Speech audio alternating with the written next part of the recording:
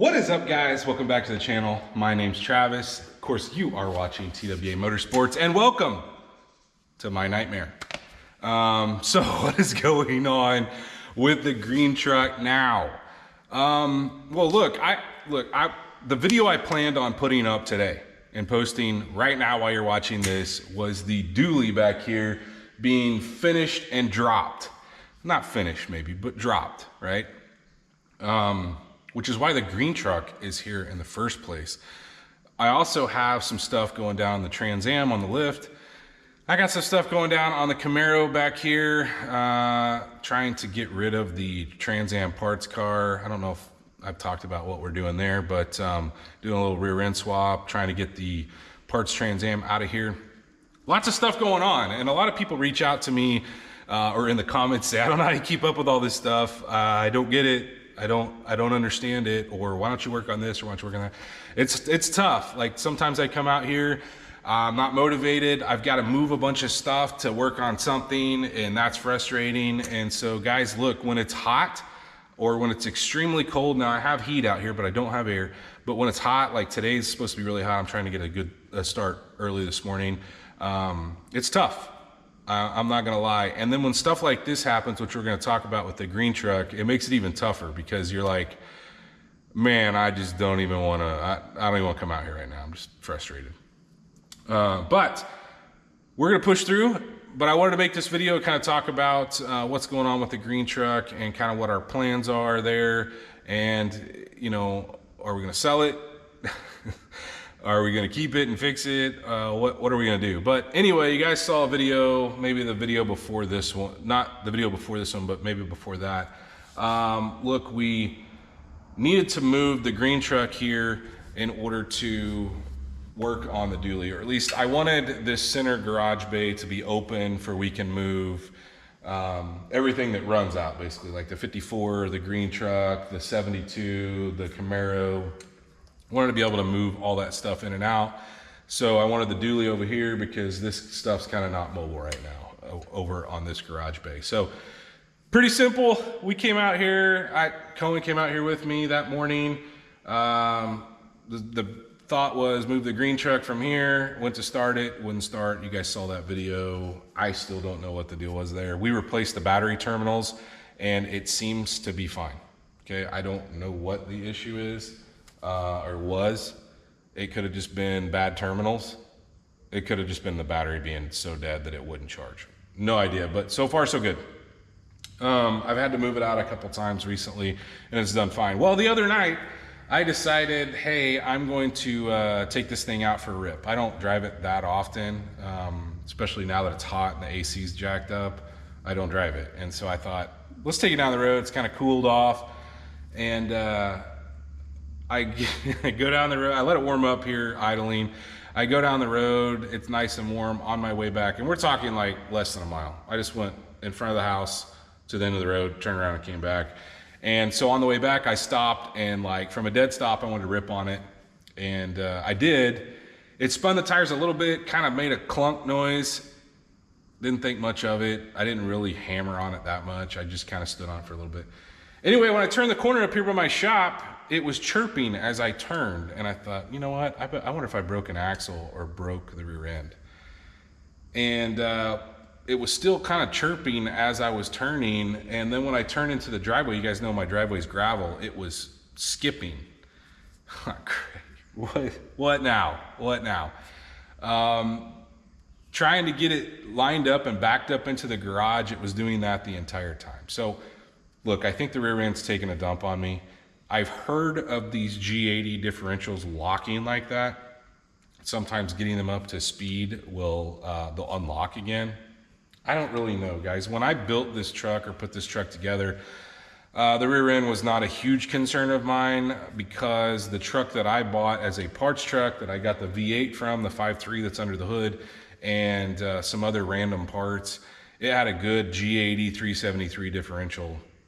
And so I just painted it, cleaned it up, changed the fluid, put a diff cover on it, like I think they call them like a girdle, and they're supposed to make them a little stronger, and put it in.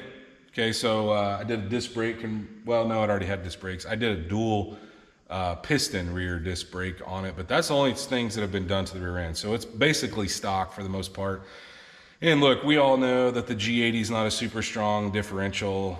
Tons of people have issues with it. Some people get lucky and theirs go for a long time and they put a ton of power down. This truck doesn't make a ton of power. If it made over 300, I'd be excited. It probably, if I had to guess, maybe 310-ish is what it makes with the cam. It's just a small cam. But anyway, it's broken again, and it's truly frustrating because it's not something I want to work on right now. I've got a lot of stuff torn apart that I'd rather be wrenching on, trying to finish up. So I don't want to dig into this quite yet. But I have contemplated selling this truck a couple times. I don't think I'm going to, but I've priced it at 20 grand. If somebody wants to cash me out, go right ahead. You're going to get it the way it sets, depending on where I'm at in the process and how I feel that day. But we've got some stuff that we need to address. I told you guys in the last video the AC compressor needs replaced. You notice the airbag light was on from when I did the seat swap. I need to figure out where that issue is. Those are two issues that aren't huge unless I want to drive it in the summer. Obviously I need the air, but the fuel pump needs replaced. It's kind of weak. You kind of have to prime it. And now the rear end. So I've been contemplating changing up the rear suspension setup on this truck. Now, like I said, I don't know how soon I'm going to do this, but if I do that and I take the bed off to do what I think I would like to do, obviously I can knock out the fuel pump, I can knock out the rear end, kind of make things a little easier if I did it that way. Or, you know, look, I've got a buddy of mine that is rebuilt the rear end for me or changed gears for the Camaro. That's kind of what we're doing there. I told him about it, and I'm thinking about, if I do that, should I go to a 410 gear? So right now it's a 373. It's got a 4L80 transmission, and you have to consider that because a 4L60's first gears, it hits a lot harder.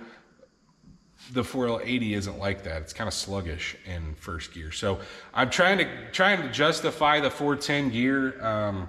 Look, if we put boost on this truck down the road, I may regret going to a 410 instead of a 373. I don't know. There's a lot of people out there, it seems like, that run a 410. I'm not thinking this truck will ever do like crazy, like 8-second, 9-second quarter mile passes. But at the same time, I don't like to do things twice. And so I would like to do, you know, if I put the rear end together, buy a better, like a Trutrac or something a little nicer. I don't need a 9-inch in it. I know a lot of people put 9 inches in it. I don't need that. I think the 10 bolt with maybe some new axles, some 30 spline axles instead of the 28 spline, and then